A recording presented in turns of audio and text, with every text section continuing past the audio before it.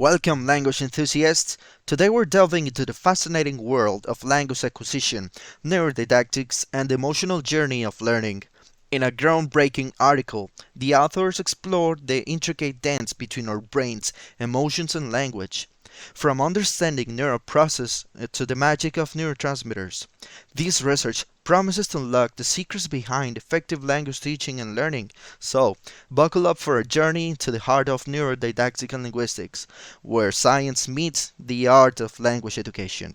Let's get into it. So, let's explain what neurodidactics is. And at its core, it's the interdisciplinary field that brings together neuroscience and education. It aims to understand how the brain learns and processes information, applying these insights to optimize teaching and learning practices. In the context of education, neurodidactics explore the neural processes involved in learning, memory formation, and the impact of emotions on the learning experience.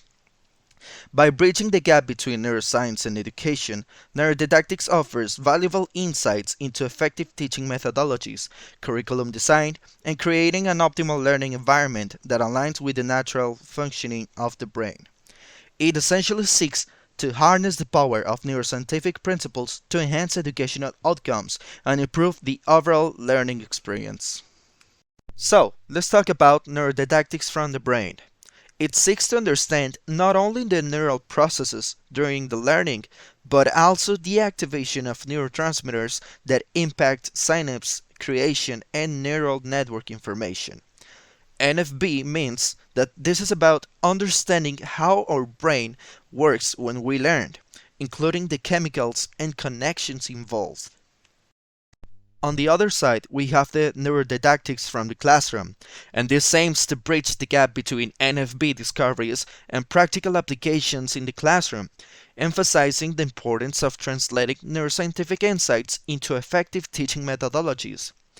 Taking what we learn about the brain and applying it into the teaching methods in actual classrooms. So, let's talk about the learning and neural processes. Learning involves the creation of new neural networks, forming memories from stimuli. The brain plasticity allows for the transformation of experience into neural connections, integral to memory. The process of learning requires the generation of new synapses, enabling communication between neurons and information transmission throughout the brain. When we learn, our brain forms new connections, and these connections are strengthened by practicing what we've learned. Emotional factors in learning. Emotional reactions to stimuli trigger the secretion of chemical substances, such as hormones in the brain. Positive emotions contribute to efficient learning, while negative emotions can impede cognitive functions and memory. The environment stimuli, including emotions, significantly influence the information and efficiency of neural networks during the learning process. Emotions, like feeling happy or stressed, impact on how well we learned. Feeling good helps, while feeling bad, it can make it harder. Motivation in learning. Motivation, as a driving force, influences the learner's engagement in activities. Inhibitory hormones and neurotransmitters released in response to unpleasant stimuli can hinder cognitive functions to create a state of cognitive inefficiency. Dopamine, a neurotransmitter associated with pleasure, plays a crucial role in increasing motivation, focus, and long-term memory. Motivation is what keeps us interested in learning. Unpleasant experiences can make it less enjoyable, but feeling good about learning releases a chemical called dopamine, which helps us to stay focused and remember things. Neurotransmitters and learning. Dopamine, in addition to its role in pleasure and reward, is essential for controlling attention and converting learning into long-term memories. Activities triggering dopamine release, such as enjoyable learning experiences, enhance cognitive functions, creativity, and concentrations. Other neurotransmitters like acetylcholine and serotonin contribute to alertness, focus, memory, and overall well-being during the learning process. Dopamine is like a happy chemical in our brain. Doing things we enjoy like learning releases dopamine. This not only makes us feel good, but also helps us remember what we learned. Motivation and emotion in language teaching. Intrinsic motivation, driven by the learner's interest and desire, is fundamental for successful language learning. Positive emotions contribute to the acquisition and development of communicative competence in a second language.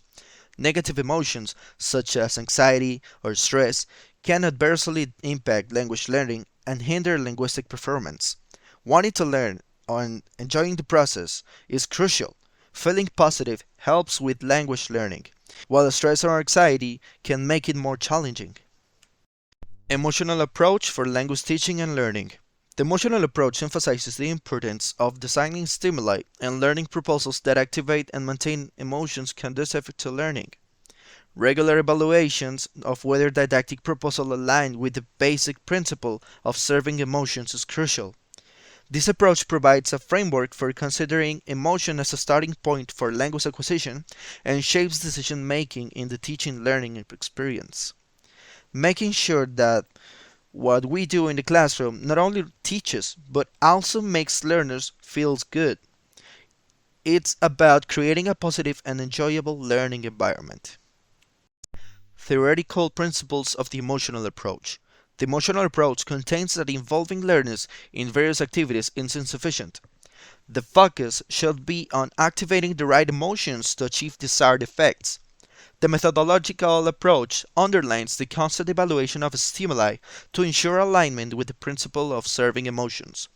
While applicable to diverse knowledge domains, the emotional approach theoretical foundations concentrate on its potential application in the teaching and learning of second languages, always making sure that whatever we do in teaching considers how learners feel.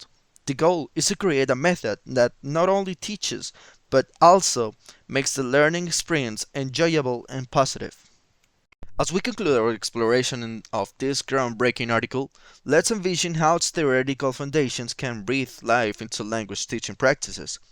Picture this. Instead of traditional grammar drills, incorporate enjoyable learning activities like language games, laughter-filled sessions, or goal-setting challenges that trigger the release of dopamine, fostering motivation and long-term memory.